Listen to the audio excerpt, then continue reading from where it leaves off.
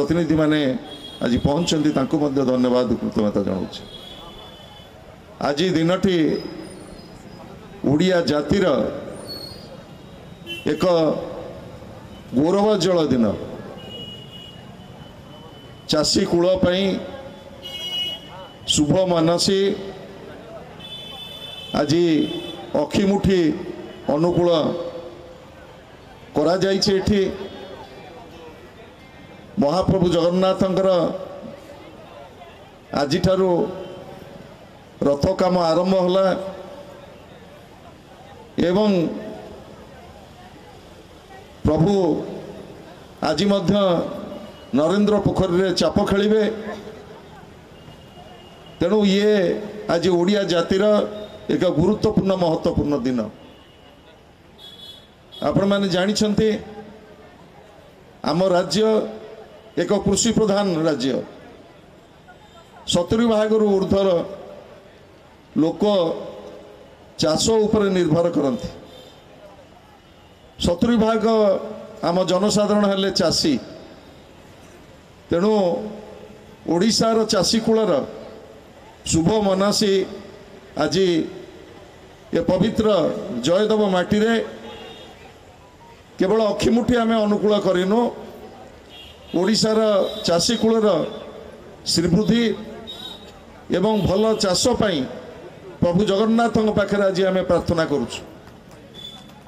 आपण माने जानिछन्ते भारत वर्षर लोकप्रिय नेता पूर्वतन मुख्यमंत्री विरोधी दल नेता श्रीयुत नवीन पट्टनायक शासन समय रे ओडिशार चाषी कूल पाई जेतेबेले सर्वनिम्न सहायक मूल्य चाषी पाउ नथिले, चाष उपरे कार गुरुत्व नथिला। 2003 मसीह रे ओडिशार जनप्रिय नेता नवीन बाबू भारत वर्षर फूड कॉर्पोरेशन सहित अनुबंधित कले राज्य सरकार विकेंद्रीकृत धान संग्रह व्यवस्था ओडिशार आरंभ होला नवीन बाबू नेतृत्व रे। एवं ओडिशार चाषी कूल केवल सर्वनिम्न सहायक मूल्य पाइले नाही, धान उत्पादन करिवा पई प्रोत्साहित मध्य हेले ओडिशार चाषी कूल।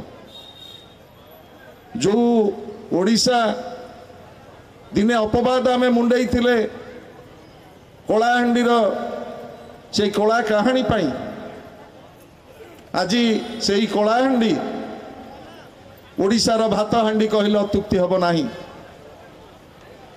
नवीन बाबू नेतृत्व रे ओडिशार चाषी मानकर अखंड परिश्रम एवं ओडिशार चाषी कूलर समर्थ नेतृत्व फल आज ओडिशा लगातार भाव में चारि थर कृषि कर्मण पुरस्कार आमे केंद्र सरकार ठारू पाइचे। ये हला ओडिशार चाषी कूलर सबुठारु बड़ उपलब्धि। भारत वर्ष रे ओडिशा उत्पादन रे आज चतुर्थ स्थान अधिकार करिछि। ये उपलब्धि ओडिशार चाषी कूलर। तथापि समस्या सरी नाही। वर्ष वर्ष धरी प्राकृतिक विपर्यय को आमे सामना करुछे। केतेबेले बात्या आसीछि, केतेबेले महाबात्या आसीछि, केतेबेले हुडुहुडु आसीछि, केतेबेले फनी आसीछि, केतेबेले फाइलिन आसीछि। उजुड़ी जाइछि ओडिशार अर्थनीति, उजुड़ी जाइछि ओडिशार चाषी कूलर खेत। किंतु तारी भितरे चाषी कूल मुंड टेकी पुणी छिड़ा होइछि केमिति बंचेइब ए समाज को।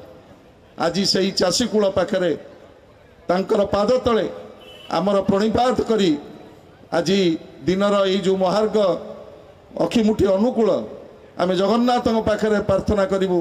हे प्रभु जगन्नाथ आसंता वर्ष ओडिशार चाषी कूल को पुणी शक्ति दियंतु, सामर्थ्य दियंतु, भल चाष हो एवं आमर धन धान्य रे पूर्ण हो आमर ईशाण एतिकी कामना करी मोर वक्तव्य को विराम देला बेले मंचासीन समस्त अतिथि अशोक भाई एवं नव भाई बुटू समस्त को मोर कृतज्ञता जणाइबी मते एठी लोड़ी थिबारु।